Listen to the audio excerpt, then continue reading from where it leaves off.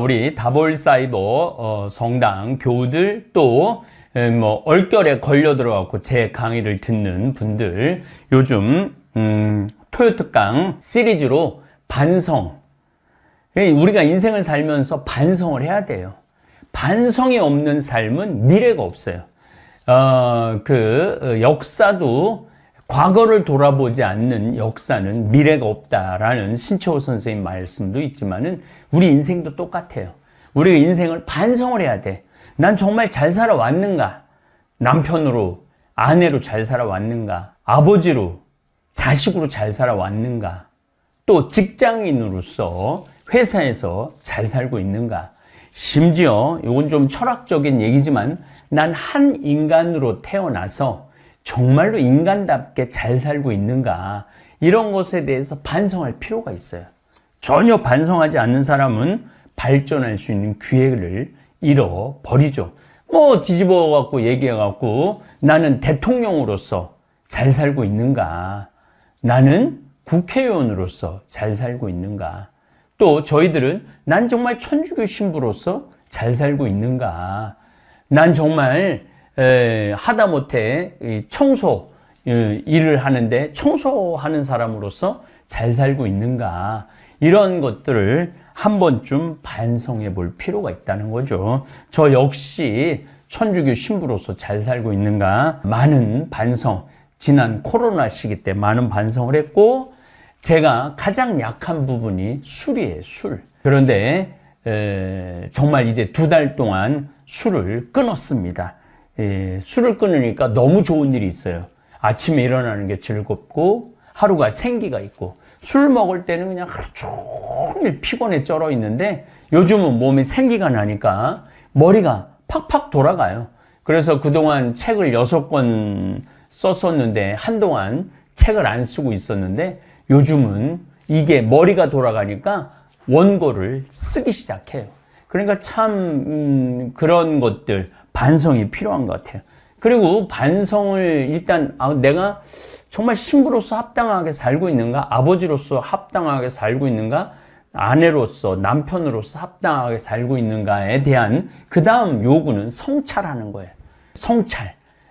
스펙트럼을 갖고 있어야 되는 거죠. 삶의 스펙트럼을 갖고 있어야 돼. 그래서 내가 거기에 맞게끔 잘 살고 있는가? 그래서 내 개인적으로 성찰할 능력이 안 되면은 신앙생활에 귀의를 하든지 아니면은 무슨 좋은 강의를 듣든지 좋은 책을 듣든지 제일 좋은 거는 현인을 만나는 거죠. 철학자를 만나고 현인, 지혜로운 사람을 만나서 이야기를 듣는 거죠. 그런데 사실은 평범한 사람들이 현인을 만난다라는 게 쉬운 일이 아니에요. 그렇다면 요즘은 시대가 좋아지니까 유튜브 강의, 요즘 제 유튜브가 대한민국의 모든 분들이 거의 듣는 것 같아요. 제가 요즘 속초 강릉을 다니면은 식당 서비스하는 봉사자들도 알아보고 텔레비전 설치하는 기사님들도 저를 알아보고 거의 하루 종일 다 알아보는 것 같아요. 식당을 가도 전부 다 알아보는 분들이 많은 것 같아요. 그래서 제 강의 요 쇼츠 말고 제가 행복에 관련된 강의, 행복하십니까? 화가 나십니까? 그 다음에 외로우십니까? 성당에 왜 다니십니까? 하늘나라의 여권, 여러 가지 또 환경에 관련된 강의들이 굉장히 많습니다. 더욱이 또 제가 추천하고 싶은 강의는 성서 강의입니다. 제가 24강짜리 성서 강의도 있고 또 창세기서부터 출애굽기까지의 성서 강의도 있고 시편 강의도 있고 집회서 강의도 있습니다. 그런 것들을 보시면은 여러분들 성찰하는 데 도움이 될 거라는 생각이 들어요. 그리고 내가 잘못했다면, 그게 이제 내 잘못한 걸 알았다면은 용서를 구해야 돼. 남편한테 용서 구하고, 아내한테 용서를 구하고, 자식한테 용서를 구하고, 부모한테 용서를 구해야 됩니다. 또 저 같은 경우는 제가 그동안 술에 쩔어갖고 일을 못한 건 아니죠. 일을 못한 건 아닌데, 제 개인의 단점을 들여다 볼 때, 술은 저 개인의 영적 성숙에 많은 방해가 됐어요. 사실은 제 건강에도 많은 방해가 됐고, 저도 고해성사를 통해서 여러 번 고해를 했고, 이제 여러 번 고해를 한 결과 겨우 이제 2달 금주한 게 잘난 건 아니죠. 그러나 이게 1년, 2년, 3년 되기 위해서는 하느님께 용서를 청할 필요가 있죠. 용서를 이제 청하고 나면은, 용서를 받았으면 그걸로 끝나서는 절대 안 됩니다. 용서로 끝나서는 안 되고, 그 죄를 기어 갚기 위한 보속의 행위를 해야 됩니다. 자선의 행위를 하든지, 아니면은 희생의 행위를 하든지, 저처럼 또 아프리카를 가든지, 뭔가 내가 내 죄를 그동안 잘못한 것을 기워 갚기 위한 보속이 필요합니다. 그래서 이번에 5월 19일 날도 제가 소아암 어린이 돕기 한강 서울 시민공원에서 그거를 한 35,000원 참가비를 하면은, 그 참가비의 일부분이 소아암 아이들한테 간다고 그러더라고요. 제가 10km 걷기가 자신이 없어요, 사실은. 관절염이 있기 때문에 10km 걸으면 다음날 못 걸을 수 있는 가능성이 굉장히 많습니다. 그럼에도 불구하고 신청하고 도전한 이유는 보속할 수 있는 기회를 얻기 위해서 그렇게 노력을 합니다. 자, 그렇다면 이제 제 오늘 강의 내용이에요. 오늘 그럼 이렇게 노력하는 부족한 인간, 이해할 수 없는 인간들이 잘 살아보겠다고 그렇게 용서를 구하고 보석을 구하고 자기 반성을 하는 인간을 이해해 줘야 돼요. 우리의 몫은 이해입니다. 남편이 용서를 청했는데, 아내가 용서를 청했는데, 부모가 용서를 청했는데, 자식이 용서를 청했는데 이해해 주지 않는다면, 용서해 주지 않는다면 그런 세상은 살아가기가 너무너무 각박한 거죠. 그래서 오늘 강의를 듣는 여러분들한테 제가 바라고 싶은 건 바로 이 이해입니다. 이해, 인간을 이해를 해야 돼요. 인간이 참 부족한 존재예요. 남자는 여자를 이해해야 되고 여자는 남자를 이해를 해야 되죠. 그런데 참 그 이해가 어려워요. 남자들 같은 경우 여자를 이해하는 거 너무 어려워요. 여자가 남자를 이해하는 거 너무 어려워요. 우리의 노력이 필요합니다. 그 다음에 삶을 이해를 해야 돼. 어떤 사람은 게으른 사람이 있고, 어떤 사람은 부지런한 사람이 있고, 어떤 사람은 욕심이 많은 사람이 있고, 어떤 사람은 때로 욕심이 없어서 주위 사람들을 괴롭히는 사람이 있어요. 보증 세워줘 갖고 좋아, 보증 서는 거. 그런데 그 보증 빚을 떠안으면은 아내, 자식들이 그거를 떠안아야 되잖아요. 그래서 이런 것들을 다 삶을 이해한다라는 게 참 쉬운 일은 아니지만, 그래도 인생을, 삶을 이해를 해야 돼요. 거기에 더 우주의 질서, 봄, 여름, 가을, 겨울, 지금 꽃이 정말로 예쁘게 피죠. 꽃이 왜 필까요? 꽃이 펴야지 열매를 맺어요. 열매를 맺어야지 수확을 합니다. 그래서 우리가 마냥 저 꽃들이 예쁘다. 제가 지난 주에 나주를 갔는데 백꽃이 끝도 없이 펴 있어요. 너무 아름답더라고요.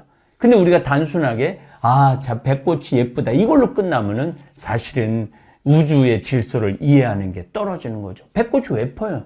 그 꽃이 떨어지고 난 다음에 그 뒤에 바로 배 열매가 맺어지는 거예요. 그러니까 꽃이 피지 않으면 열매가 맺어질 수가 없는 거죠. 만물이 그래, 만물이. 그래서 봄에 꽃이 피고, 여름에 열매를 맺고, 가을에 수확을 하고, 겨울에 쉬는 것이 우주 질서예요. 우리 인생도 마찬가지예요.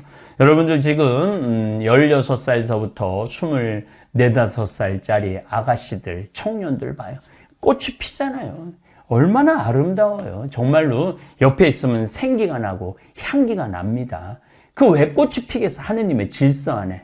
그런 매력을 통해서 사랑하는 사람을 만나고 사랑하는 사람을 통해서 또 자식이라는 열매를 맺고 그렇게 우주라는 질서는 이어지게 되어 있는 거죠. 이러한 우주 질서를 이해할 때 사람을 이해할 수 있고 잘못하고 실수하는 사람을 이해할 수 있는 거죠.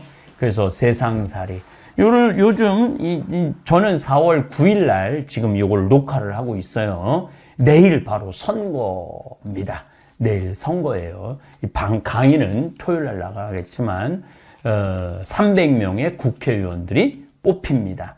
22대 국회. 이 국회라는 것은 사실은 국민들의 마음을 대변하는 사람들이에요. 그리고 그 마음을 대변해주고 법을 세우는 기관이 국회입니다. 굉장히 중요하죠. 굉장히 중요한 선거를 앞두고 있고 이 강의를 들을 때 결과가 나올 겁니다. 떨어지는 국회의원도 있고 당선되는 국회의원들도 있겠죠. 근데 여기에 정말로 순수하게 국민들을 대변하고 좋은 법을 세우는 국회의원들이 당선되느냐? 권력욕, 명예욕, 재산욕 이런 것 때문에 국회의원에 도전하는 사람이 있느냐? 이거에 따라서도 나라의 운명이 좌우가 되기도 하죠. 그래서 내가 국회의원에 대한 이해도가 분명한 국민들이 좋은 국회의원을 뽑는 거죠. 그러기 위해서는 그 국회의원이 정말 공약이 뭔지 제가 이번에 사실은 어떤 공약에 관련된 국회의원을 뽑으라고 얘기를 하려고 그러다가 강의를 안 했어요. 왜냐하면은 너무너무 첨예해요. 그리고 국민들이 그런 거를 들을 수 있는 마음의 준비가 안 돼 있어요. 물론 저는 첫 번째 이런 국회의원을 오늘 이제 중간에 가다가 얘기는 하겠지만은 어떤 국회의원을 뽑는 1순위냐? 지구 환경 온난화에 대한 비전이 있는 국회의원을 뽑아야 돼요. 왜? 지구 환경 온난화에 대한 비전을 왜 뽑아야 되냐면 이건 경제에 영향을 미칩니다. 정치에 영향을 미칩니다. 심지어 지금 인구 절벽에도 영향을 미칩니다. 왜냐? 제가 20년 전에도 우리나라 국민의 200만 명이 불임이었어요. 애를 갖고 싶어도 애가 생기지 않는 경우가 너무 많아요.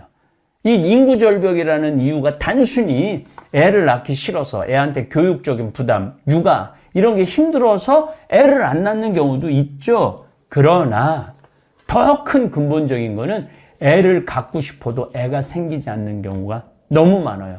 이거는 먹을거리하고 연관성이 굉장히 많습니다. 초등학교, 중고등학교 때 인스턴트 음식 많이 먹고 랩에 쌓인 음식, 그 다음에 플라스틱에 쌓인 음식을 많이 먹으면은 아이들의 자궁에 문제가 생겨요. 남자아이들은 정자에 문제가 생기고 자궁이 건강하지 못하면 난자도 건강하지 않고 남자아이들은 보통 정자가 한 5억 마리 정도 건강한 게 있어야 되는데 지금 3천만 마리 이하로 떨어져 버렸어요. 그러니까 이것도 사실은 환경 문제 때문이에요. 그러니까 이 환경의 비전을 갖고 있는 사람을 뽑아야만 우리나라 대한민국이 미래가 있는 거예요. 그런데 그런 거에 대한 욕하고 비난하고 헐뜯고 그야말로 막말로 대파, 그 다음에 10만 원 카드 쓴 거 이런 거 물론 조국 그분도 딸 하나 대학 불법으로 한 거 이게 사실은 큰 덩어리로 본다면은 이게 국가 국민을 미래를 좌지우지하는 그런 사람을 뽑을 기준은 아니라는 거죠. 그 기준점은 지금 지구온난화, 이상기후 여기에 파급되는 문제 많아요. 경제, 정치, 그 다음에 인구절벽. 더 기가 막힌 건 요즘 사과값, 백값 뛰죠? 이것도 다 뭐 때문에? 지구온난화 때문에 그래요. 이것 때문에. 그리고 앞으로는 지금은 과일이 정말 폭등을 하겠지만 앞으로는 밀, 콩, 쌀, 감자, 옥수수 이게 폭등을 하게 되면 여러분들 하다못해 식용유값까지 다 폭등을 하는 거예요. 이게 다 어디에서부터 발생되느냐? 지구온난화, 이상기후서부터 지금 어제 그러니까 4월 8일이죠. 남극의 기후가 38.5도가 올랐다고 그래. 남극이 38.5도. 이거는 이제 우리는 지구 멸망이 아니고 인류 멸망. 이거 지구 멸망하고 인류, 지금 이에 관련된 제가 표현을 쓰지만은 지구 멸망하고 인류 멸망하고는 너무너무 다른 거예요. 지구는 멸망하지 않아요. 인류가 멸망하는 거죠. 인간이 여기서 지구에서 사라지는 거지 지구는 그대로 있을 거예요. 지구는 또 다른 체인지를 하겠죠. 바꾸겠죠. 뭐 개미하고 하든지 벌하고 하든지 무슨 야생 동물하고 하든지 이 지구는 또 다른 모양으로 바뀌어 가겠죠. 그러나 인류는 멸망의 목전에 와 있어요. 그러니까 이 국회의원들이 지금 22대 국회의원들이 가장 중요한 시기에 국회의원이 되는 거죠. 왜? 2020 오늘 4년인데 4년, 5년, 6년, 7년까지 하거든요. 2030년이면 끝난다는 거예요. 그러니까 가장 중요한 시기에 내가 국회의원을 뽑는 기준점이 뭐가 돼야 되느냐? 이 지구온난화. 사실은 이건 제 얘기가 아니고 유럽의 국회의원들은 공약의 50%가 지구온난화 이상 기후예요. 근데 제가 이번에 열어보고 뜯어보고 확인해 본 결과 이런 비전을 제시하는 국회의원은 없더라 이거예요. 뭐 대통령 탄핵, 무슨 영부인 여사, 뭐 특검, 뭐 이런 거에만 우리가 지금 매달려 있는 거예요. 그리고 뭐 의사, 뭐 증원, 뭐 의대 증원 이거에 지금 온 나라가 빠져갖고 큰 덩어리를 이해하지 못하는 거예요. 이해하지 못하고 있어요. 그래서 여러분들도 이 큰 이해의 그 사이클이라고 그러죠. 큰 이해를 가지기를 우리 다볼사이버 교우들은 가지기를 바랍니다. 인간은 인생을 살아가면서 착한 일만 하고 살아가는 사람, 천사들이 있어요. 그러나 또 악한 일만 골라 하는 악마들도 있습니다. 뭐 이렇게 뉴스를 보면은 정말로 선행만 하는 사람들이 있어요. 심지어 돌아가실 때 자기가 모은 모든 전 재산을 할머니들이 착하게 살고 이런 분들 다 기부하는 분들이 있어요. 또 어떤 사람들은 세금 떼어먹고 자기 직원들을 착취하고 이런 악한 악마들도 있어요. 그런데 또 사람은 어떤 때는 착하게 살다가 또 어떤 때는 그 착한 사람이 악하게 변하기도 해요. 그래서 원수를 갚는 경우도 있고 법이고 윤리고 종교고 다 무시하고 악인으로 변하는 경우도 있죠. 또 착하게 살다가도 악한 경우도 있지만 악하게 살다가도 착한 경우도 있어요. 신기하죠? 형제의 배신, 친구의 배신, 사회의 배신을 당하다 보면 착하게 살려고 노력하다가도 악하게 변하는 경우도 있습니다. 반대로 악하게 살다가 인생의 특별한 계기, 신앙생활, 훌륭한 주변 사람들에게 감동받아서 삶의 전환을 맞이하는 사람도 있습니다. 참 복잡하죠. 어떤 사람은 착하다가 악하게 돼 있고 어떤 사람은 악하다가도 착하게 돼 있고 어쨌든 인간은 스스로 이렇게 살아서 참 기쁨과 참 평화를 찾지 못하기에 완전히 새로운 삶으로 전환을 꾀하는 사람도 있습니다. 독일의 철학자 하이데거라는 철학자가 있어요. 존재와 시간이라는 어마어마하게 어렵고 두꺼운 책을 쓴 독일의 철학자인데 이 사람이 할 얘기는 너무너무 많은 사람인데 아주 중요한 말 한마디를 해요. 인간은 세상에 내던져진 존재라는 표현을 합니다. 인간은 세상에 내던져진 존재라고 그래요. 맞는 이야기입니다. 이 세상에서 태어나고 싶은 사람은 단 한 사람도 없습니다. 우리 여기 훌륭한 직원이 지금 촬영하고 있는데 태어나고 싶어하고 태어난 적 있어요? 나는 어느 집에서 태어나야 되겠다. 누구 밑에서 태어나야 되겠다. 결심하고 태어난 적이 없잖아요. 태어나다 보니까 태어난 거예요. 부모 사랑의 결실, 젊은 시절의 쾌락의 잘못된 결실, 더더욱 불행한 경우는 사랑도 없이 성폭행을 당해서 잉태되어 태어난 불쌍한 사람들도 있습니다. 이 세상에 내던져져 버린 인간들이 많아요. 어떤 사람은 왕족 집안에서 태어나기도 하고 부잣집에 화려하게 태어나기도 합니다. 사랑 많은 가정에서 태어나기도 하고 또 폭력이 난무한 평화가 없는 집안에 태어나기도 합니다. 저처럼 지극히 평범한 가난한 집에, 또 가난하다고 해서 지독하게 가난한 집도 아니고 밥 세 끼 먹을 정도로 풍요롭지 않지만 평범한 집에 태어나는 사람들도 있습니다. 그냥 이 세상에 내던져져 뜻하지 않는 고난의 삶을 사람들도 있습니다. 죄를 짓고 싶지 않아도 죄의 굴레 속에서 태어나 아무리 발버둥을 쳐도 늘 어둠의 진흙탕에서 뒹구는 사람들도 있습니다. 우린 그들을 이해를 해야 돼요. 불행하게 태어난 사람들 이해를 해야 돼요. 왜 저렇게 삐뚤어졌을까? 그 사람이 삐뚤어지는 데에 대한 원인이 있어요. 원인이 있기 때문에 이해를 해야 돼요. 물론 좋은 환경 속에서도 삐뚤어지는 사람이 있죠. 그 사람들 이해하고 용서하기란 쉽지 않지만 그것조차도 이해하고 용서해야 되는 게, 그래야만이 이 세상은 돌아갑니다.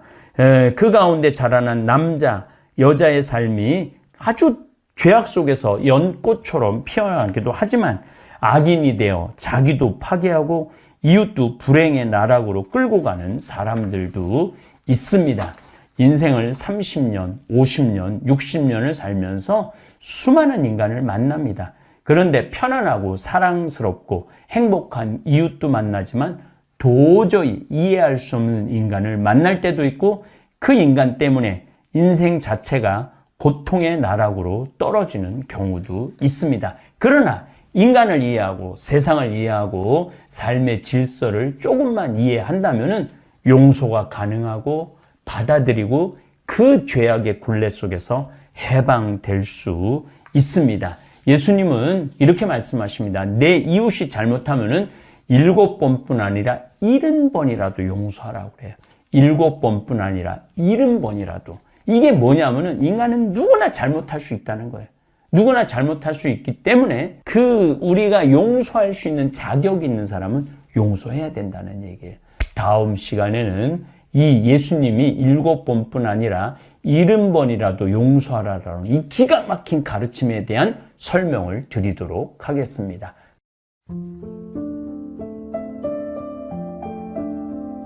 우리가 이 세상을 살면서 악마의 유혹에만 안 빠지면 세상 참 행복하게 살 수 있어요. 악마는 주로 우리 예수님한테 광야에서 했던 유혹처럼 돈에 대한 유혹, 빵에 대한 유혹, 절을 하면 권세와 영광을 준다는 이 권세와 영광에 대한 유혹, 그 다음에 하느님이 계실까 안 계실까 예루살렘 성전에서 뛰어내려 보라는 신앙의 유혹을 우린 늘 받고 살아요. 일생을 살면서. 아마 여기 계신 분들 중 그 유혹에 안 빠질 수 있는 분은 단 한 분도 없어요. 늘 빠져요. 근데 그 유혹을 극복할 수 있는 방법이 데살로니가 전서 5장 16절에 나와 있어요.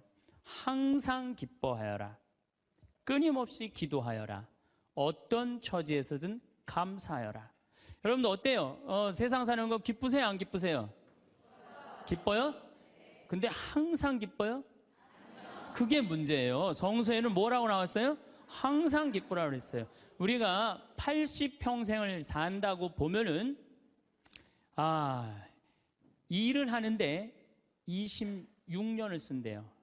일을 하는데 잠을 자는데 한 23년을 쓴대요. 그걸 밥 먹는데 6년을 쓴대요. 그 다음에 사람 기다리는데 6년을 쓴대요. 그리고 텔레비전 보는데 10년을 쓴대요. 근데 너무 기뻐갖고 막 웃으면서 그 기쁨을 만끽하는 거는 22시간 3분밖에 안 된대요. 80평생에. 항상 기쁜 게 아니야. 항상 기쁜 게. 근데 성서에는 항상 기쁘라고 그랬는데 우리는 22시간 3분밖에 안 기쁘단 말이에요. 여러분들 월세 살고 전세 살 때 꿈이 뭐예요? 나는 17평 아파트라도 내 이사 안 다니고 내 집 하나 가졌으면 원도 한도 없겠다. 그래갖고 정말로 열심히 돈을 모아갖고 17평짜리 아파트를 샀어. 방 2개짜리인데 너무 좋은 거야. 이제 이사 안 다녀도 되니까. 그래갖고 쓸고 닦고 그냥 그 방둑에 그냥 빛이 번쩍번쩍 나요. 그렇게 행복하게 사는데, 갑자기 친구가 차미슬 아파트 32평짜리 아파트, 이사간 친구가, 나 이 32평 아파트 샀다고 집들이 한다고 오라고 그래갖고 그 집에 딱 갔는데, 우리 집 17평이 그 집 베란다에 들어가게 생긴 거야. 그때부터 기뻐요, 안 기뻐요? 안 기뻐요. 이때부터 목표가 바뀌어요. 17평에서 뭘로 바뀌어요? 32평으로 바뀌어. 그래갖고 그냥 허리띠를 졸라매. 제일 만만한 게 뭐야? 교무금이야. 7만원 내던 거 그냥 3만원으로 딱 줄이고, 열심히 그냥 한 10년을 모았어. 10년을 모았는데, 모아갖고 경남 아파트 32평 샀어. 32평 사갖고 그냥 너무 행복한 거야. 근데 이 32평에는 안방에 샤워실도 있고 화장실도 있는 거예요. 온 세상을 다 얻은 것 같아. 그냥 너무 행복한데, 아니 친구가 천당역 분당에 50평짜리 아파트 샀다고 초대를 하네. 거기 가보니까 우리 집 32평이 어디에 들어가게 생긴 거예요? 그 집 거실에 들어가게 생긴 거야. 우리가 이 세상을 살면서요, 욕심을 부리다 보면은요, 항상 기쁘지 않아요. 세상적인 욕심은요, 채워도 끝이 없어요.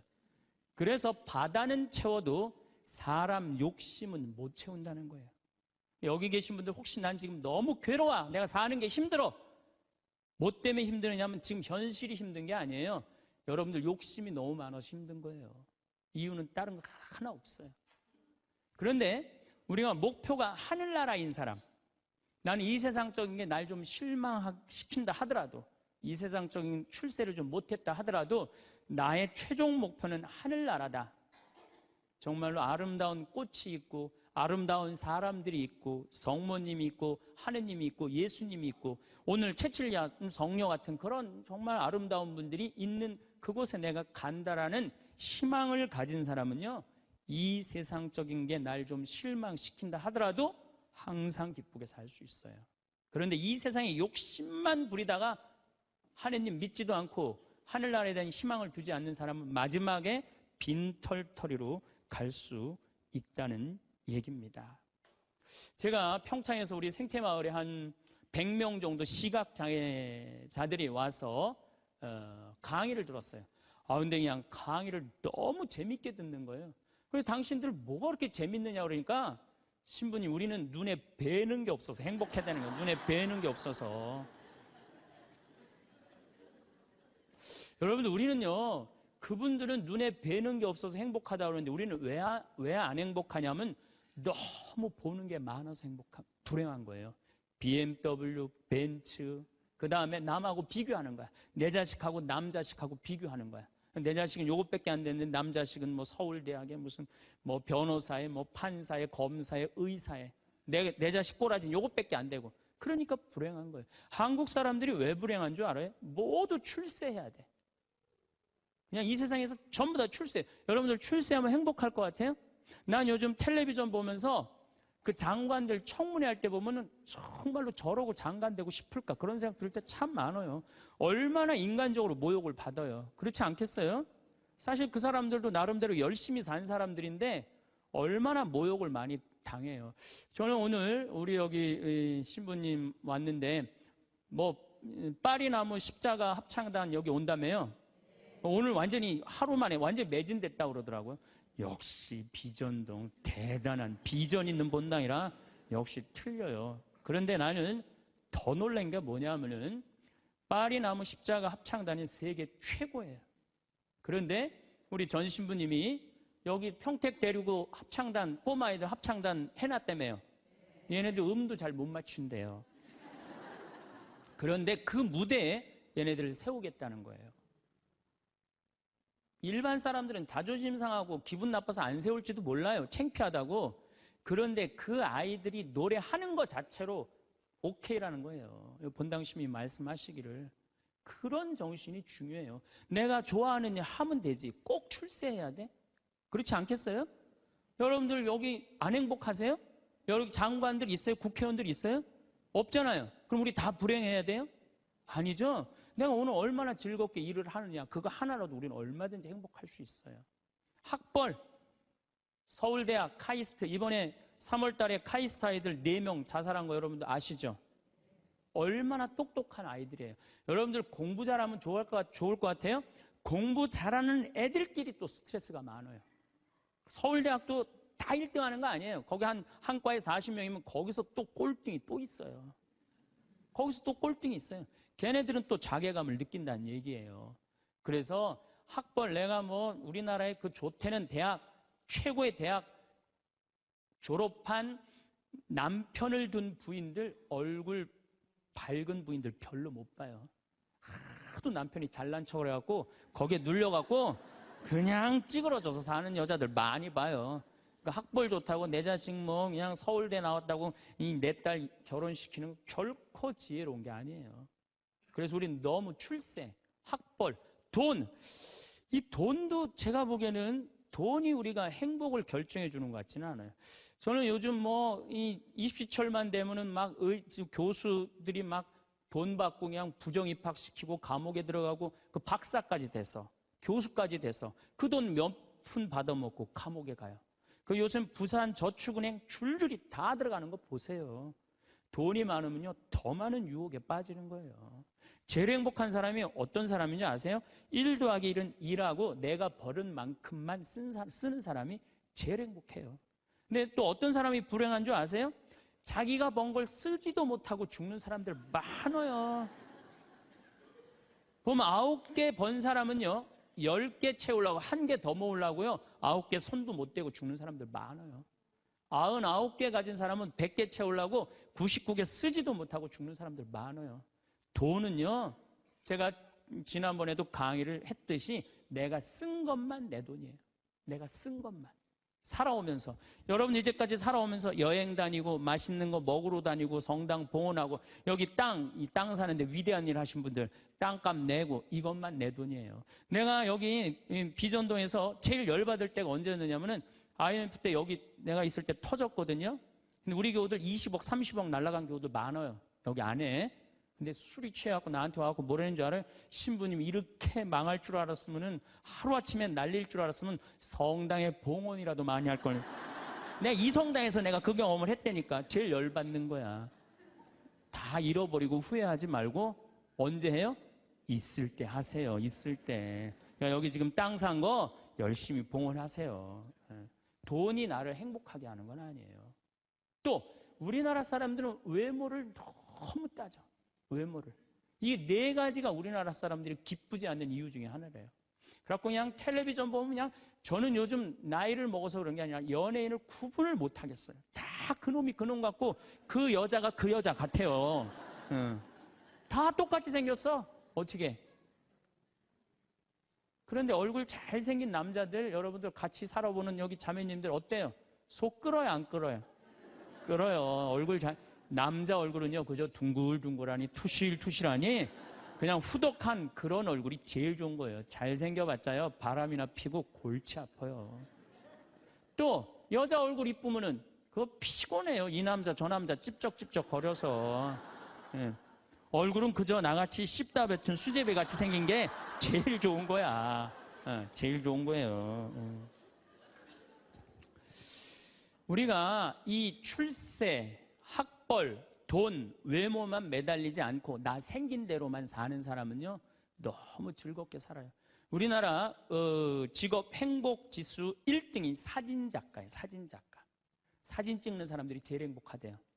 자연 다니면서 마음껏 세상을 다 담을 수 있잖아요. 얼마나 좋아요. 그러니까 여러분들 내가 원하는 일을 지금부터 찾아서 하라는 거예요. 여러분들 쉽게 안 죽어요. 여러분들 앞으로 지금 50대신 분들 손 들어보세요. 50대신 분들 손 들어보세요. 나 50 넘었다. 여러분들 앞으로 60년 남아있어요. 60년 동안 밥 먹고 자고 밥 먹고 자고 이 일만 할 수 없어요. 내가 원하는 일을 하다 죽어야 돼. 원하는 일을 하다 죽어야 돼. 지금부터 그 일을 찾아 나서야지 여러분들 행복해요. 그 시각장애우들이 신부님 우리 눈에 뵈는 게 없어서 행복하다 그러더니 그분들이 우리 생태마을 앞마당에 보면 강이 내려다 보여요.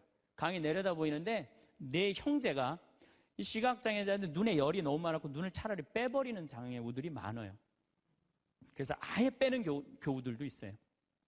근데 눈을 정말로 다 뺀 형제 넷이서 그 강을 이렇게 내려다 보면서 내려다 보는 건지 안 내려다 보는 건지 잘 몰라도 얘기를 하는 걸 내가 들었어. 야, 베드로야, 내가 우리나라 참 많이 다녀봤는데 이렇게 경치 좋은 데는 처음이라는 거예요. 그래서 내가 물어봤어요. 아니, 뭐가 그렇게 경치가 좋은지 당신이 어떻게 아느냐고. 신부님, 강물 소리 들리지 않느냐 이거야. 그 다음에 새소리 들리지 않느냐 이거야. 그 다음에 느티나무가 있는데 바람에 느티나무 흔들리는 소리 들리지 않느냐. 그 다음에 5월 달에 꽃이 만발했는데 이 꽃 향기 미친다는 거, 맑은 공기에. 아니, 눈이 없는 우리, 보이지도 않는 우리 시각 장애우들도 이렇게 경치 좋은데 처음이라는데, 우리는 그냥 두 눈을 다 뜨고 이 아름다운 별도 보고 하늘도 보고 단풍도 보고 이 평택 들판도 보는데 내가 안 기쁘다. 이 사람들 어때요? 영적으로 단단히 병든 것 같지 않아요? 혹시 여러분들 지금 난 안 기쁘다, 이분들 영적으로 병든 분들이에요. 이거 눈 지금 뜨고 있는 것만 해도 얼마나 은혜로운 거예요. 눈 하나 갈아 끼는데 1억이야 1억. 두 개 갈아 끼면 2억이야 2억. 지금 나 쳐다보고 있는 분들 여기 지금 2억 깔고 지금 쳐다보고 있는 거예요. 엄청나게 부자들이 여기 앉아 있는 거 지금. 자, 여러분들 심장 하나 갈아 끼는데 5천, 간 갈아 끼는데 7천, 신장 갈아 끼는데 3천이에요. 그럼 요거 합치면 3억 5천이에요. 그런데 오늘 아침에 이 중국의 사형수들 장기 매매를 한다고 그러죠? 참 나 깜짝 놀랐어요. 이 간 하나 그 매매하는데 1억 5천이래. 신장 7천만 원. 다 따블이야 보니까. 이 공식적으로 인터넷에 나온 자료보다 훨씬 더 비싸요. 그러니까 여러분들 그걸로 따진다면 여러분들 기본적으로 지금 한 6억 지금 갖고 있는 거예요.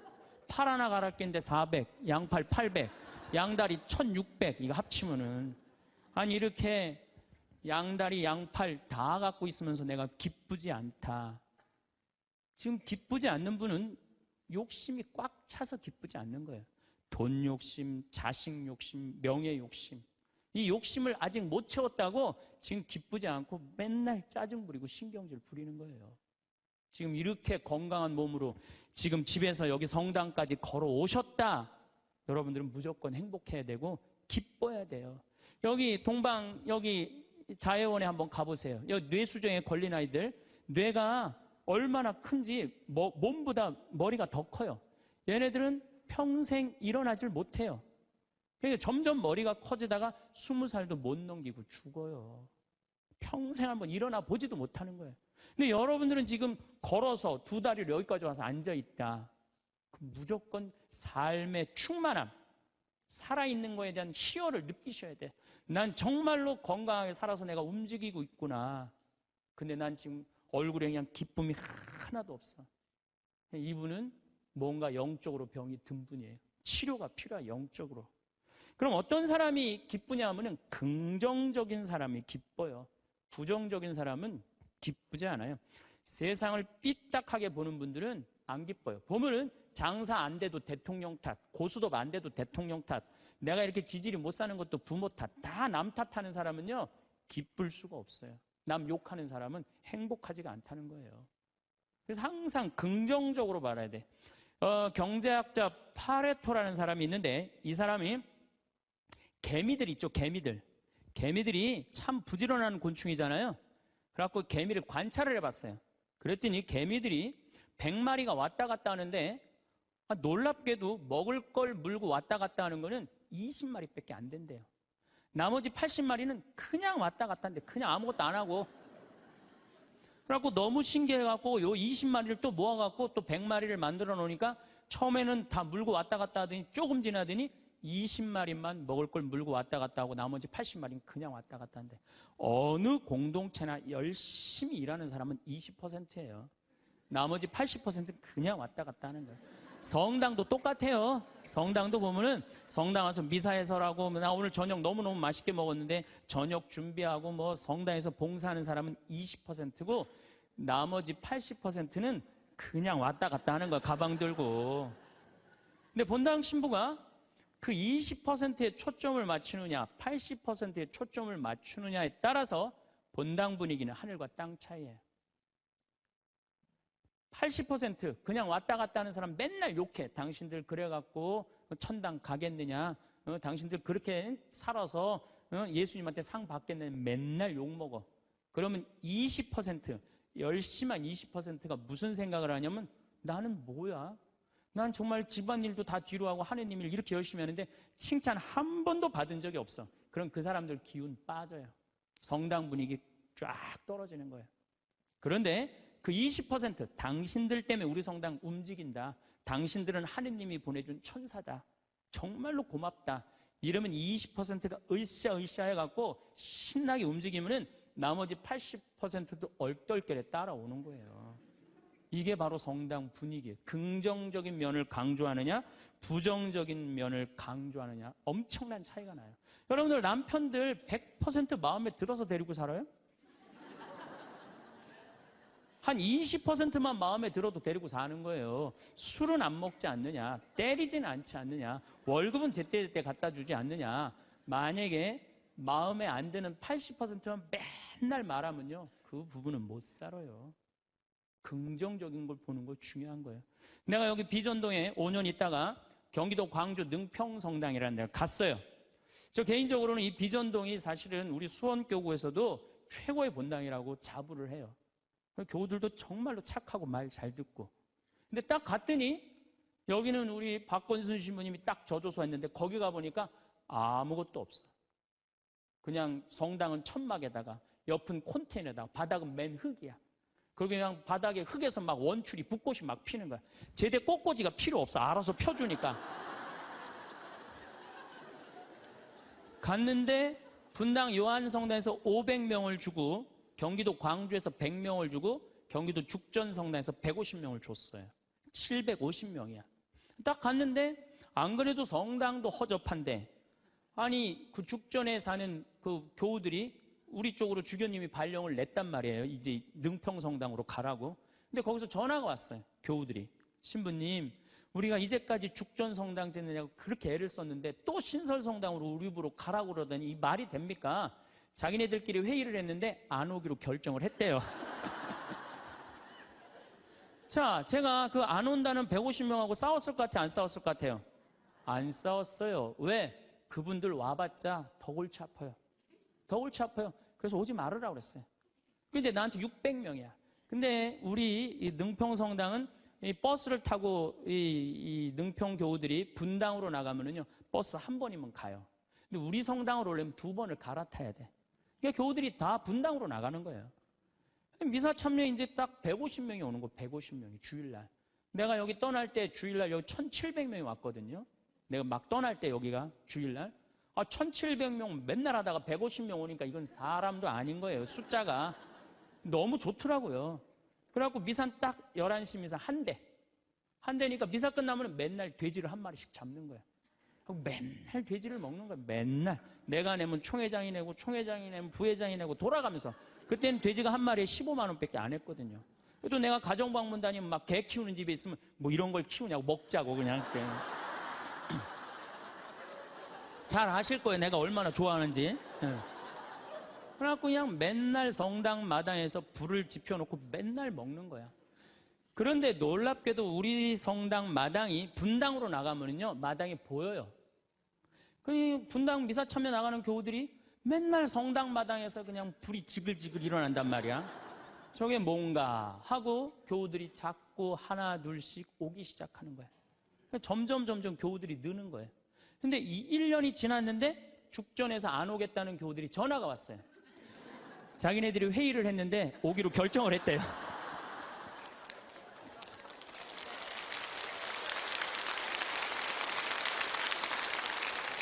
그래서 제가 오지 말라고 그랬겠어요? 오라고 그랬겠어요?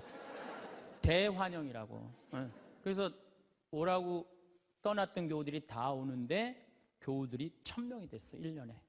근데 또 이제 아파트가 조금씩 들어가고 2년 만에 2,000명이 됐어요. 그냥 너무 즐겁더라고요. 또 거기는 교우들이 그 시골 교우들이라 산에 가고 개구리 잡아오고 뭐 하여튼 난 환경운동하는 신부인데 너구리 잡아오고 별걸 다 잡아와. 이거 뭐 신부님 이거 개고기라고 그러고 거짓말하고 막 먹이고 너무 행복했어요. 그 예수 부활 대축일 끝나고 저기 막 사순절 끝나고 예수 부활 대축일 미사 끝나고 난 다음에 숫자가 조금이니까 엠마오를 가도 회장단하고 안 가고 본당 교우들 다 가자. 우리 그땐 또 IMF 망해갖고 노는 사람이 너무 많았어요. 다 가자니까 너무너무 좋아하는 거야. 내가 애들한테 물어봤어요. 초등학교, 중고등학교 애들한테, 야, 니네들 지금 학교 가는 게 중요하냐? 예수님 부활해갖고 지금 우리 엠마오 가는데 엠마오 가는 게 중요하냐? 그랬더니 애들이 엠마오 가는 게 중요하다는 거예요. 야외 학습 신청해. 그래갖고 엠마오 100명씩 데리고 평창에 놀러 가고. 너무너무 즐거운 거예요. 점점 즐거운 거. 교우들이 3년째 됐는데 성당을 자꾸 짓재는 거예요. 이제 교우가 2,000명으로 늘어나니까. 나는 안 짓는다. 얼마나 아름다우냐. 그냥 땅바닥에서 그냥 원추리 붓고 피고 그러는데. 아니, 짓재는 거예요. 그럼 저 보자. 그래갖고 3년 9월에 시작해갖고 4년 부활절 입당을 했어요. 7개월 만에 성당을 줬어요. 7개월 만에. 우리 교우들이 봉헌식 하는 날, 또 봉헌식 하는 날도 내가 초등학교 애들한테 물어봤어요. 얘들아, 지금 하느님 집이 젖었는데 학교가 중요하냐? 성당 봉헌하는 게 중요하냐? 성당 봉헌하는 게 중요하대요.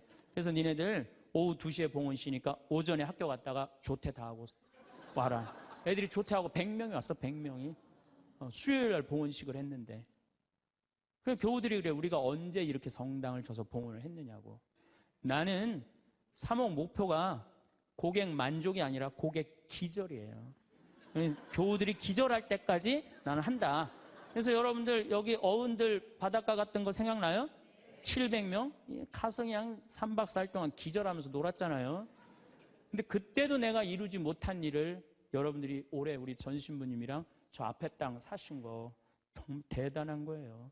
기쁨은요, 모든 일이 일어나는 거예요. 그러니까 교우들이 기절한 상태에서 너무 행복하니까 자기 주머니에서 돈 나가는지도 모르고 막 내는 거예요. 깨보니까 성당이 젖은 거예요. 깨보니까. 기쁨은요, 모든 일이 이루어져요. 분열이 있고 미움이 있고 징후가 있는 데는요, 아무 일도 안 일어나지만은 기쁨이 있는 데는요, 기적이 일어나게 돼 있는 거예요. 그래서 여러분들, 우리가 기쁘게 사는 거는 아주 중요해요. 기쁘게. 그 어떤 사람이 기쁘냐? 긍정적인 사람이 기뻐요. 긍정적인 사람이. 성모님은 긍정적이셨을까요? 착했을까요? 성모님 100번 긍정적이에요. 처녀한테 천사가 나타났어. 마리아, 너 아이를 가질 것이다. 저는 처녀인데요. 아마 착한 여자였다면 이렇게 얘기했을 거예요. 아니, 난 너무 지금 요셉이랑 약혼한 상태라 나는 요셉한테 미안해서 애 갖고 난 절대 결혼 못한다. 난 순수하고 깨끗하게 요셉한테 시집 가고 싶다. 그리고 우리 어머니 아버지 쓰러진다. 아니, 그리고 왜 처녀한테 와서 그러냐. 애 한 둘 셋 논데 가서 얘기해봐라. 분명히 그랬을 거예요. 근데 성모님은 굉장히 긍정적이셨어요. 당신을 통해서 인류의 구세주가 탄생한다 그러니까 이 몸은 주님의 종입니다. 그대로 저에게 이루어지기를 바랍니다. 한번 해보자는 거예요. 얼마나 적극적이고 긍정적이에요. 이렇게 적극적이고 긍정적이셨기 때문에 인류 구세주의 어머니가 된 거예요. 그래서 나는 긍정적인 여자가 좋지, 난 착한 여자는 좋아하지 않아요. 나는 착한 여자가 난 싫어요, 사실은. 착한 여자는 짜증나요, 짜증나. 우리 생태마을에 50, 60이 다 돼갖고 암이 걸려갖고 오는 분들 많아요. 특히 자매들. 근데 이렇게 얘기를 해요. 신부님, 나 평생 집안 위해서 고생하고 희생하고 내가 참고 견디고 살았는데 맨 마지막에 이렇게 암이 걸려갖고 내 인생을 돌아보면 남는 게 아무것도 없다고. 정말로 억울하고 분하다고. 그럼 나한테 막 울고, 난 이런 여자들 짜증나요. 누가 그렇게 살래요? 집에서는 엄마가 행복해야 돼. 집에서는 엄마가 행복해야 돼요. 무슨 얘기냐면은, 나 지금 남편이 맨날 바람 펴. 남편이 맨날 빚졌어. 시어머니 모시는 거 너무너무 지겨워. 그래갖고 맨날 머리 하얀 거 탁 띄고 그냥 맨날 누워있어. 그래갖고 애가 그냥 학교 끝나고, 엄마 나 학교 다녀왔어. 그냥 저 집 식구만 보면 신경질이 나는데 애까지 학교 다녀왔고, 그래서 나보고 어쩌라고. 이러는 엄마는요, 애들이요, 집을 겉돌기 시작해요. 겉돌기 시작해. 엄마가 행복하지 않는 집 애들은요, 집 밖을 나가 떠돌아다니게 돼 있는 거예요. 맨날 지겨워 죽겠다. 입만 열면은. 죽었으면 좋겠다. 이렇게 말하는 엄마 있는 집의 자녀들은요, 집에 안 들어가요. 집에 들어가면 맨날 엄마가 입에서 나오는 소리가 죽었으면 좋겠다, 지겨워 죽겠다, 내 팔자야 이러면은요 애들은 겉돌기 시작하는 거예요. 그러면 겉돌아갖고 나가갖고 떠돌아다녀서 3년을 떠돌아다니면요 진짜 골치 아픈 애가 돼서 돌아와요. 근데 엄마가 너무너무 기뻐. 엄마는 학교 다녀왔어. 우리 아들, 딸 수고했어. 공부하느냐고 얼마나 힘들었어. 엄마가 맛있는 간식 사놨거든, 만들어놨거든. 딱 안아주면은요 애는 간식 먹으면서 집에서 행복하게 살 수 있어요. 집에서 누가 행복해야 돼? 엄마가 행복해야 돼. 그러니까 여기 계신 분들, 내가 행복한 게 결국은 누가 행복한 거야? 자식이 행복한 거예요. 그러니까 누구한테 잘해줘야 돼? 엄마한테, 본인한테 잘해줘야 돼요. 희생한다고 그게 훌륭한 게 아니에요. 참는다고 그게 훌륭한 게 아니에요. 집에서 누가 행복해야 되냐면 아내가 행복해야 돼, 아내가. 근데 우리나라 대한민국의 아내들은요 희생하고 인내하고 참아요. 더욱이 성당 다닌 사람들은 자기가 십자가 진다고 생각하고 파마 한번 하면은 보통 제대로 좀 잘 뽑으려면 한 10만 원 정도 들고, 여기 뭐 트리트먼트 뭐 영양 뭐 이거 하려고 그러면 한 20만 원 정도 들잖아요. 그러니까 그 돈이면, 이 돈이면 차라리 뭐 한다? 이 돈이면 차라리 애 학원을 한 번 더 보낸다. 이 돈이면 내가 살림살이를 하나 더 한다. 그리고 자기는 파마를 어떻게? 3만 원짜리 철모 뒤집어 쓰는 거 딱 하고 있는, 1년 내내 풀어지지도 않는 거 그냥 딱 쓰고 있는 거예요. 난 그런 여자가 싫다는 거예요. 그런 여자가. 그래갖고 이제 아침에 이제 남편이 출근할 때 보면 막 또 그게 또 부풀러 갖고 사자 머리 풀어 헤쳐놓은 것처럼 막 이러고 눈 이상하게 또 여보 다녀와. 다녀오게 하고 난 다음에 다녀오라고 그러죠. 허벅지 틀어진 치마도 좀 입고, 가슴 파인 것도 입고, 향수도 딱 뿌리고, 머리도 딱 한쪽으로 딱 묶고 예쁘게 하고 여보 다녀와. 그래야지 남편이 야, 나 이쁜 마누라 이거 위해서 내 다녀와야 돼 이런 생각이 들지. 그냥 머리는 뭐 그냥 이래고 그냥 잠도 그냥 개슴치레하고 다녀오라고 그러면. 근데 또 대한민국 남자들은 착해요. 또 다녀오랜다고 저녁에 여보 나 다녀왔어. 근데 아직도 사자머리를 하고 그냥. 여러분들, 우리 평창에 읍내에 룸사롱이 있어요. 근데 룸사롱이 있는데 내가 오후 2시에 목욕을 갈 때가 있어요. 근데 우리 평창 목욕탕이 읍내에도 있지만 이 동네에 떨어진 목욕탕이 하나 있어요. 그 목욕탕에서는 봉고를 운영을 해요. 시골 사람들 42개리가 있거든요. 그러니까 시골 사람들이 목욕하려고 그러면 전화하면 봉고 가서 데리고 와요. 근데 거기 아가씨들도 전화하면 우리 그 목욕탕이 봉고를 가지고 데리고 와요. 내가 목욕 2시에 갈 때 그 아가씨들이 같이 봉고를 타고 들어올 때가 있어요.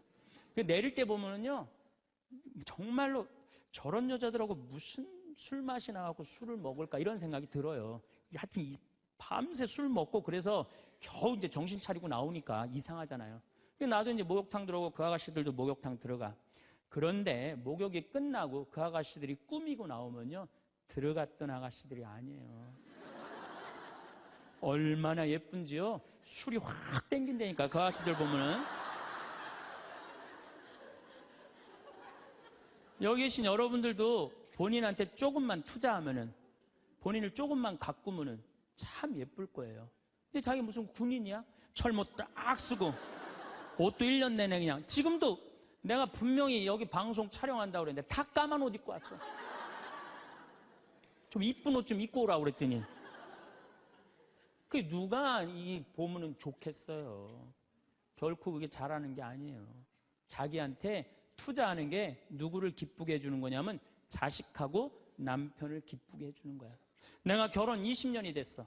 내가 자식 생일 차려주고 남편 생일 차려주고 시부모 생일 다 차려줬어. 근데 정작 내 생일이라고 뻑적지게 차려놓기가 좀 그렇잖아요. 그렇죠 여러분들? 우리 자매님도 그러시죠? 생일은 생일인데 아무도 안 알아주니까 미역국을 하나 딱 끓여놨어. 근데 역시나 남편이 웬 미역국을 훌딱 먹고 나가버렸어. 그럼 그때부터 울기 시작하는 거예요. 응? 20년 동안 내 생일 한번 기억을 못 해주고 저렇게 무심할 수가 있느냐고. 혹시 저녁에 내 생일 기억해 줄까? 저녁에 그날따라 술이 떡이 돼갖고 들어왔어. 그럼 이제 나한테 와갖고 이제 신세한탄을 하는 거야. 신부님, 나는 내가 결혼한 지 20년이 돼갖고 정말로 먹고 싶은 거, 쓰고 싶은 거, 입고 싶은 거 안 하고 내 자식들 저렇게 키우고 살림살이 이렇게 했는데 20년 동안 내 생일 한 번도 기억해주지 않는다고. 난 정말로 너무 불행하고 슬프다고. 그리고 막 나한테 와서 우는 여자들, 난 그런 여자들이 싫어요. 자, 내가 생일이야. 내 남편이 기억을 못하는 것 같아. 그럼 오후에요, 남편 직장 근처에 나가세요. 나가고 전화하세요. 여보, 내가 결혼한 지 20년째 생일이고 내가 지금 50번째 내 생일이야. 내가 오늘 생일이 너무 기뻐, 즐거워. 나 너무 행복해 사는 게.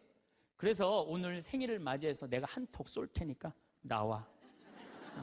내가 내면 되지. 그걸 그냥 기억해 줄래나 안 해줄래나, 역시 올해도 안 해주는구나. 그리고 울고 그냥 청승을 떨어요. 난 그런 여자가 싫다니까요. 내가 내면 될 거 아니에요. 그렇죠? 내가 멋있게 내면 될 거 아니에요. 무슨 돈으로 애 휴학시키고, 학교 무슨 학교야. 엄마 생일도 모르는 놈 대학 보내서 뭐 해요. 그렇지 않겠어요? 결혼 25주년이 됐어. 10주년도 까먹더니 20주년도 까먹더니 25주년은 기억해 줄래나? 한 달 전부터 계속 기다리는 거. 혹시 결혼 기념일 뭘 해줄까? 근데 역시 그날도 그냥 넘어갔어. 나한테 와갖고, 신부님, 난 결혼 25주년 동안 한 번도 기념일을, 선물을 받아본 적이 없다고. 그럼 막 눈물 흘리는 그런 여자들이 난 싫어요. 결혼 25주년인데 남편이 기억을 못하는 것 같다? 그럼 어떻게 하시면 돼요? 여보, 내 결혼 25주년인데 이번에 제주도가 7대 경관으로 뽑혔대. 내가 예약해놨거든. 일주일 동안. 다다음 주 휴학, 휴가 내. 같이 갔다 오자. 내가 내면 되지. 내가 내면 되지 않겠어요? 근데 자기를 위해서 투자하는 걸 나쁘다고 생각해요.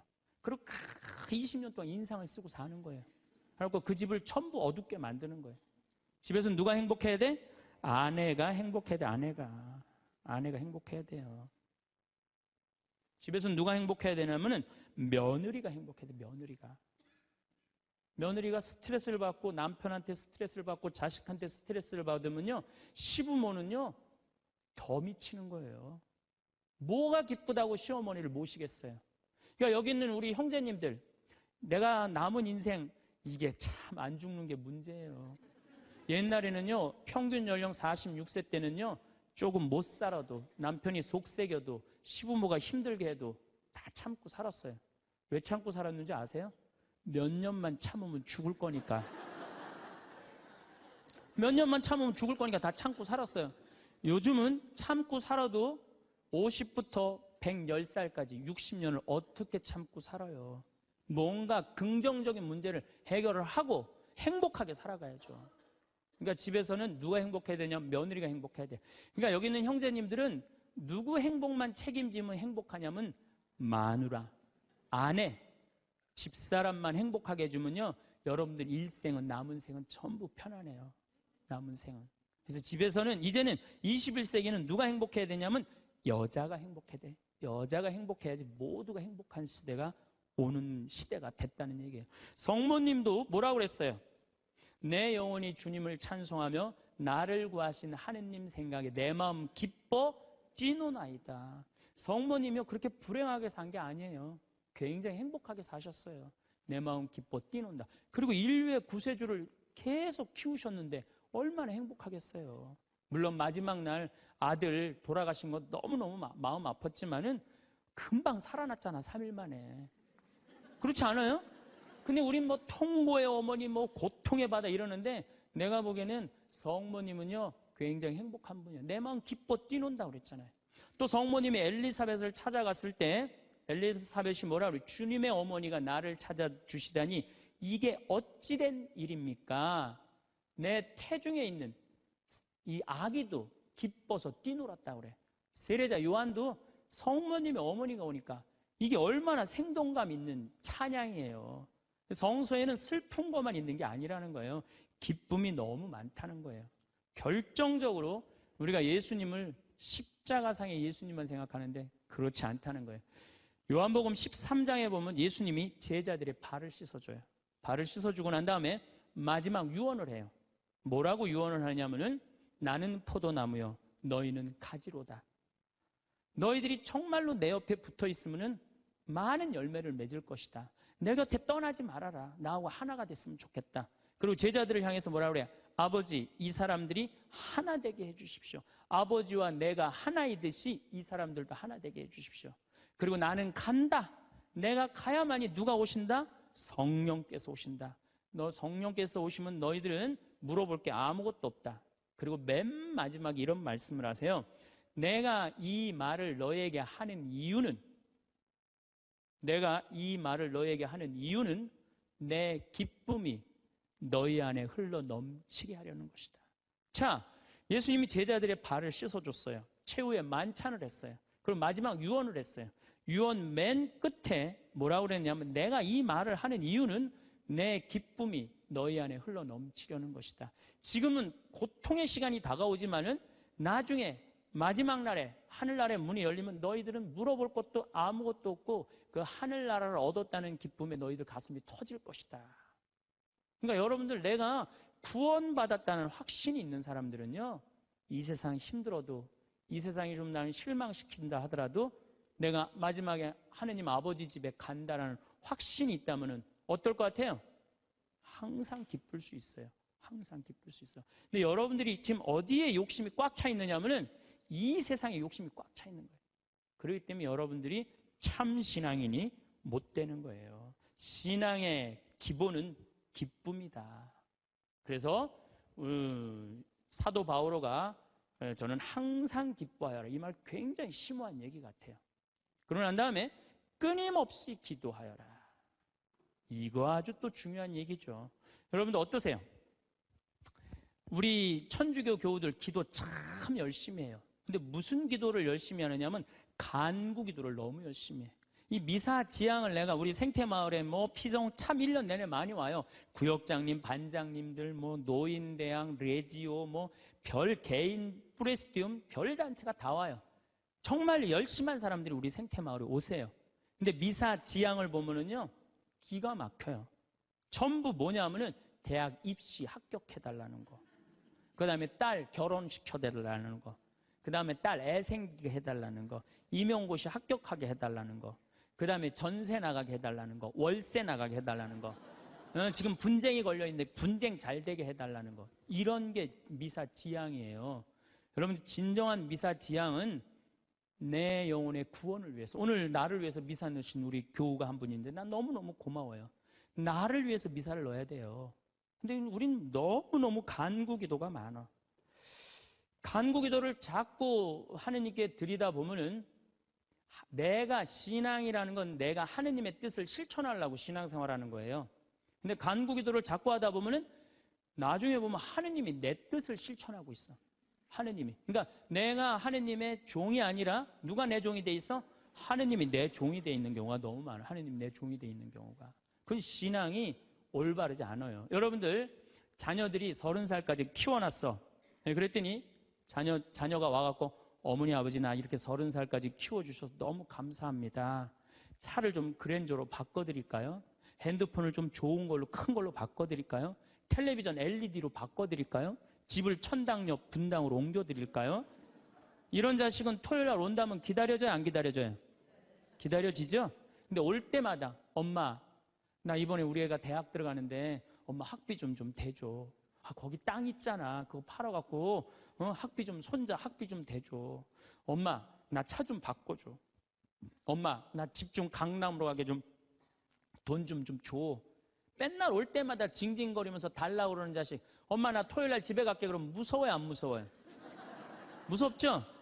하느님도 똑같아요. 이렇게 하면 눈 두 개, 콧구멍 두 개 그냥 다 주셨는데 여러분들이 묵주기도 9일기도 책 딱 펼치고 묵주 딱 붙잡으면요 하느님이 깜짝 놀라는 거야. 이번 때 뭘 달라고 저게 또 9일기도 시작하나. 그렇게 많이 줬는데 헌금이나 많이 하면서 달라면 내가 이해를 해. 여러분들 1,000원짜리하고 10,000원짜리가 길 가다가 만났대요. 1,000원짜리가 10,000원짜리한테 물어봤대요. 너 요즘 어떻게 지내느냐? 그랬더니 10,000원짜리가 나 요즘 너무 바쁘다고. 한국 시리즈 야구 구경도 가야 되고 연극도 보러 가야 되고 갈비도 먹으러 다녀야 되고 여행도 다녀야 되고 교회도 다녀야 되고 너무 바쁘다고. 이 파리 나무 십자가 공연도 보러 가야 되고 너무 바쁘다고. 그러니까 10,000원짜리가 또 예의상 1,000원짜리한테 물어봤어요. 그러는 너는 어떻게 지내느냐 그랬더니 1,000원짜리 하는 말이 나는 사는 게 하나도 재미가 없어. 그날이 그날 같고 매일 똑같아. 뭐가 그렇게 그날이 그날 같은데? 그랬더니 1,000원짜리가 하는 말이, 나는 하는 일이라고는 성당 다니고 성당 다니고 또 성당 다니고 성당만 다녀 그러더래요. 아니, 하느님한테 헌금이나 많이 하면서 시키면 내가 이해를 해. 딸랑 1,000원 주면서 뭐 이렇게 부탁하는 게 많아요. 미사 예물도 그래. 내가 보면은 이렇게 10,000원짜리 미사 예물 넣고 막 10명씩 쓰는 사람들 많아요. 그 한 사람당 1,000원이야, 한 1,000원. 내 얘기가 아니야. 내 동창 신부 얘기예요. 내 동창 신부님 얘기예요. 송영호 뻘건이 신부님 얘기예요. 아, 나 좋은 거 배웠어요. 그 신부님한테. 아니, 하느님한테 미사 예물을 내면서 1,000원을 내면서 10,000원을 내면서 10명을 쓰면 어떻게 해? 그러니까 하느님이 1,000원 받고 너무 바빠요. 1,000원 받고 헌금이나 많이 하면서 달라면 내가 이해를 해. 딸랑 1,000원 하면서 그냥 자꾸 간구 기도를 하다 보면 하느님을 시험하게 돼요. 안녕하세요. 시청자 여러분, 나눔철학입니다. 100세 시대가 된 현대 사회에서 90세가 되신 노인분들을 이야기할 때 이렇게 장수하시는 노인분들을 보면 그렇게 놀라운 일도 아닙니다. 90세가 가까워지면서, 그리고 90세 이후가 되면서 자신의 살아온 삶을 되새겨보곤 한다고 하는데요. 이번 시간엔 모든 노인들이 지난 세월 90년 동안 살아오면서 90세 이후에 하는 9가지 후회하는 점을 들려드리도록 하겠습니다. 그럼 시작하기에 앞서 구독, 좋아요는 동영상을 제작하는 데 큰 도움이 됩니다. 부디 여러분들에게 큰 도움이 되었으면 합니다. 그럼 시작하겠습니다. 첫 번째로, 나이는 숫자에 불과합니다. 50대 그리고 60대에도 인생에서 큰 변화를 일으킬 수 있습니다. 자신의 꿈을 이룬다거나 인생을 바꾸기에는 결코 늦지 않았다는 사실을 명심해야 합니다. 또 나이와 경험은 오히려 여러분에게 유리하게 작용하여 노련한 시각과 지혜를 제공할 수 있습니다. 인생은 기복으로 가득한 여정이지만 포기하지 않는 사람들은 진정으로 성공한다는 것을 기억해야 합니다. 자신을 믿고 긍정적인 영향력으로 자신을 둘러싸고 힘든 일이 닥쳐도 계속 전진해야 합니다. 두 번째로, 돈과 재산에 대한 자세를 다시 생각해 보아야 합니다. 그냥 인생을 즐기고 마음대로 소비하는데 집중하는 사람들이 너무나도 많습니다. 물론 인생을 즐기는 것도 중요합니다. 그러나 나이가 들어가면서 지출이 더욱더 많이 들게 돼 있습니다. 여러 가지 잔병 치레와 주변의 부고 소식들, 그리고 기본적으로 소비해야 하는 것 외에 여러 곳에서 자잘하게 지속적으로 지출을 하게 됩니다. 그러므로 자산을 현명하게 소비해야 합니다. 그래야 자신 스스로 안정되고 안락한 삶을 지속적으로 영위할 수 있습니다. 세 번째로는 포기입니다. 삶이 힘들고 때로는 포기하는 것이 가장 쉬운 선택인 것처럼 느껴질 때가 있습니다. 하지만 삶을 절대 포기해서는 안 된다는 것을 상기시켜 드리고 싶습니다.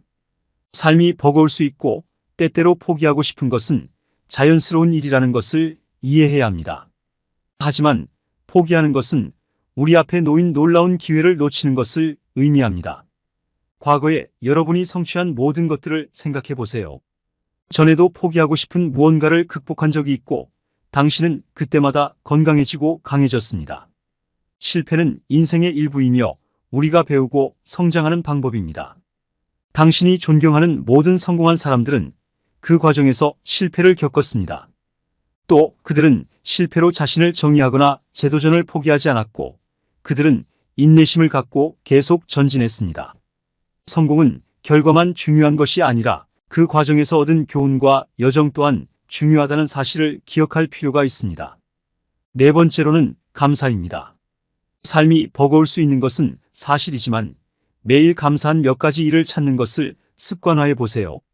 부족한 것에 집착하기보다는 긍정적인 면에 초점을 맞추고 내가 가진 것에 감사하는 것이야말로 당신을 끊임없이 더 많은 것을 추구하는 악순환에서 벗어나게 해주며 현재 순간에 만족할 수 있게 해줍니다. 몇 가지 예시를 드리자면 먼저 매일 감사한 일 3가지를 적는 감사의 일기를 쓰는 것부터 시작해 보세요. 긍정적인 것에 집중하는 습관을 기르는 데 도움이 됩니다. 다른 사람에게 얼마나 감사한지 말하거나 무작위로 친절을 베풀어 감사를 표현할 수도 있습니다. 감사는 일이 잘 풀리지 않을 때 실천하면 당신에게 엄청난 힘이 될 것입니다. 감사는 부정적인 감정을 부정하거나 억누르는 것이 아니라 다른 사람들로부터 받은 긍정적인 교훈을 인정함으로써 회복력과 힘을 찾을 수 있게 해주기 때문입니다. 감사는 우리가 직면한 어려움을 부정하는 것이 아니라 어려움과 함께 존재하는 축복에 대한 희망과 회복력을 찾을 수 있게 만들어줍니다. 다섯 번째로는 용서입니다. 용서가 항상 쉬운 것은 아니지만 우리 자신의 행복을 위해 꼭 필요합니다. 분노와 원한을 붙잡고 있으면 내면에서부터 우리의 정신적 그리고 정서적 상태까지 망가뜨리게 되는데 용서를 통해 우리는 그 짐을 내려놓고 내면의 평화를 찾을 수 있습니다. 그럼 우리에게 상처를 준 사람을 어떻게 용서하기 시작할 수 있을까요? 용서는 고통을 내려놓고 원한 대신 연민을 선택하려는 의지에서 시작되는 것이며 누구나 실수를 한다는 것을 이해하는 것이며 이미 일어난 일을 묵인하거나 잊어버리는 것이 아니라 당신을 그것에 얽매여 부정적인 감정에서 벗어나게 하는 것임을 기억해야 합니다. 또 자신을 화나게 했던 그들이 떠오를 때 도움 없이 그들이 진정으로 잘 되기를 바라세요. 원한을 품는 것은 우리 자신의 성장과 행복을 방해할 뿐입니다. 또 나 자신을 용서하는 것이 다른 사람을 용서하는 것만큼 중요합니다. 우리 모두는 실수를 저지릅니다. 그러므로 죄책감과 자책감에 사로잡히면 안 됩니다. 우리의 불완전함을 받아들이고 과거로부터 배우고 스스로를 용서하는 것은 우리가 인생을 살아가면서 해야 될 필수적인 부분입니다. 여섯 번째로는 실패입니다. 실패는 두려워할 것이 아니라는 것을 인식하는 것이 중요합니다. 실패는 소중한 교훈이 되고 성장과 성공을 향한 디딤돌이 될 수 있기 때문입니다. 가끔 실패가 너무 실망스럽고 좌절처럼 느껴져서 자신의 이력과 개인 생활에 어떤 영향을 미칠지 걱정될 수도 있습니다. 하지만 인생에서 가장 위대한 성취는 위험을 감수하고 실패를 경험한 결과입니다. 실패를 통해 우리는 건강한 기운을 얻고 우리의 진정한 강점을 발견할 수 있게 됩니다. 항상 실패를 부정적인 것으로 생각하고 무슨 수를 써서라도 피해야 하는 것으로만 생각하는 것은 옳지 않습니다. 오히려 실패는 인생의 자연스러운 부분이며 대부분 성공을 향한 디딤돌이 되기도 합니다. 실패를 두려워하면 스스로를 제한하고 자기 성장과 자기 발견의 기회를 놓치게 됩니다. 또 실패는 당신의 가치나 능력을 반영하는 것이 아니라는 것을 기억하는 것이 중요합니다. 일시적인 좌절일 뿐이며 배우고 발전할 수 있는 기회인 것입니다. 그런 마음가짐으로 실패를 받아들이면 인내심을 갖고 궁극적으로 더 큰 성취를 이룰 수 있습니다. 실패를 두려워하는 대신 성장과 배움의 기회로 생각해야 합니다. 실패를 받아들임으로써 새로운 가능성과 돌파구를 열 수 있습니다. 실패는 종착점이 아니라 성공을 향한 디딤돌입니다. 또 자신이 올바른 마음가짐만 있다면 어떤 장애물도 극복하고 놀라운 일을 이룰 수 있다는 것을 믿으세요. 진정한 실패는 전혀 시도하지 않은 것뿐이라는 것을 알아야 합니다. 일곱 번째로는 건강입니다. 나이가 들면서 특히 40대 이후에는 건강을 우선시하는 것이 중요하다는 것을 깨달을 필요가 있습니다. 건강이 중요하다는 사실을 알고 있지만 삶이 바빠지면 소홀해지기 쉽습니다. 그러나 건강은 우리 삶을 지탱하는 토대이기에 건강이 나빠지면 다른 모든 것이 더 어려워졌던 경험을 누구든지 해보았을 것입니다. 우리 몸은 하나밖에 없으니 잘 관리하고 보살펴야 한다는 사실을 건강할 때 한다면 좋겠습니다. 건강을 소홀히 하면 본인뿐만 아니라 소중한 사람들에게도 피해를 끼칠 수 있다는 사실을 반드시 명심해야 합니다. 삶을 살면서 자연스럽게 따라올 수밖에 없는 압박감과 책임감을 이해하지만 건강을 돌보는 것은 타협할 수 없는 문제입니다. 인생을 살면서 느낀 것은 건강을 챙길 시간은 찾는 것이 아니라 내가 만드는 것이었습니다. 전반적인 행복과 삶의 질에 대한 투자라고 생각하면 만들기 수월해집니다. 처음에 운동을 시작할 땐 작은 차이가 큰 차이를 만들 수 있기에 처음에는 빠르게 걷기나 몇 분간의 스트레칭이라도 규칙적인 운동을 시작해보는 것이 좋습니다. 더 건강한 음식을 섭취하고 균형 잡힌 식단을 유지하는 것도 하나의 운동이라고 생각하고 실천하는 것입니다. 그리고 수면과 스트레스 관리 또한 잊지 말아야 합니다. 변화하기에 늦었다고 생각할 나이도 결코 늦은 나이가 아닙니다. 그리고 가족에게도 영향을 미친다는 사실도 잊지 말아야 합니다. 가족을 위해 건강하게 오래 있고 싶다면 나 자신을 돌보는 것부터 시작해야 합니다. 또 내가 건강을 우선시하는 모습을 가족에게 보임으로써 가족들에게 긍정적인 본보기가 되고 가족들이 더 건강한 삶을 살 수 있도록 영감을 주게 됩니다. 신체적 건강뿐만 아니라 정신적 그리고 정서적 건강도 똑같이 중요합니다.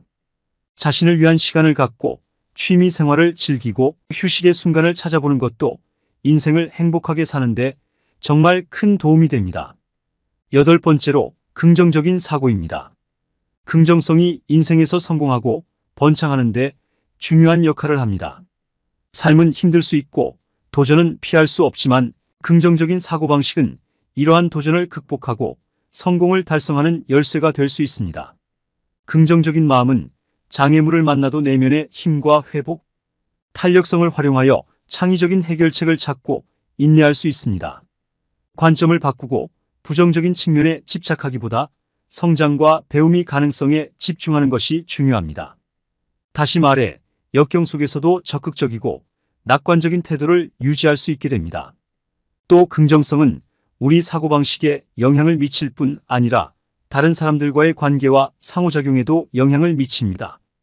우리가 긍정성을 발산하면 긍정적인 에너지를 끌어들여 더 강력한 연결과 협업을 이끌 뿐만 아니라 내 주변 사람들의 성장과 성공에 더욱더 도움이 되고 서로를 지지하는 환경을 조성합니다. 마지막으로 9번째, 가족의 중요성입니다.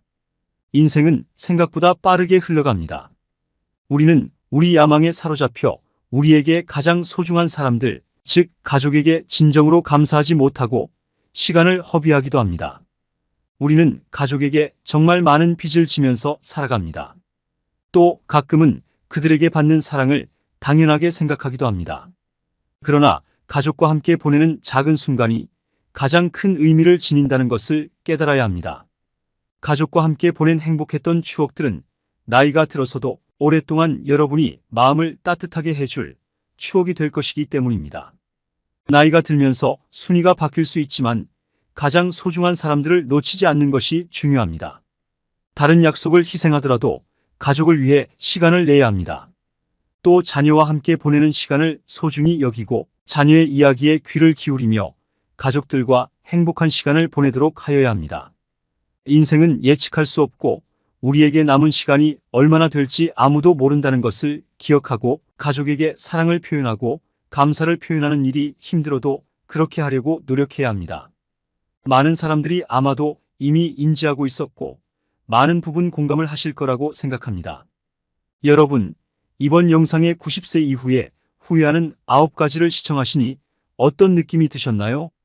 인생이 그리 길지도 않고 알고 있으면서도 하지 않거나 못하는, 어찌 보면 삶은 우리에게 이것들을 하루빨리 깨닫고 실천하라는 시간을 모든 사람들에게 제공하는 건 아닌가 싶습니다. 긴 영상 시청해 주셔서 감사합니다. 앞으로도 철학이 있는 영상을 제공드릴 것을 약속드리며 구독과 좋아요 한 번씩 눌러주시면 감사하겠습니다. 당신의 철학이 있는 삶을 응원합니다. 나눔 철학이었습니다.